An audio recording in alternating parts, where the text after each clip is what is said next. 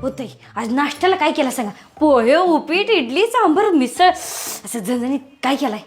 रात्रीची दोडक्याची आमटी शिल्लक आहे, मटकीची उसळ पण शिल्लक आहे, चपाती लट्टे ती खा. होतंय. शिळ खाली म्हणजे पोटात दुखतंय व नाहीतर मी खाल्लं असतं. ते तुम्ही आणि आई संपवा की आणि माझ्या पुरतं फवं करा की. मी खाल्लं असतं माझ्या पोटातच दुखतंय व करा की प्लीज प्लीज. बर पोहे करते. होत आहे. तुम्ही काय खायला लागलायसा?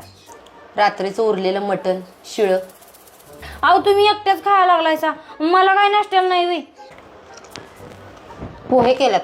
कसलाय सावं? मला बी द्यायचं की, मी बी खाल्लं असतं की.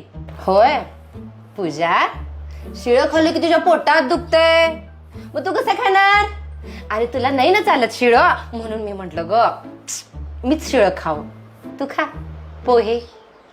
उलट मटणाची आमटी जेवढी शिळी होईल तेवढी चव लागते. मी तर 4-4 दिवस कडवून खात होते. आता माझ्या बोलण्यात मीच अडकले. आता खावा फवं. जाऊ बाई, धन्य आहे तुम्ही. बदल जाऊन खातायसा का? कवाच ध्यानात ठेवतायसा. She says when she gets like that, it's the Holy Ghost taking possession.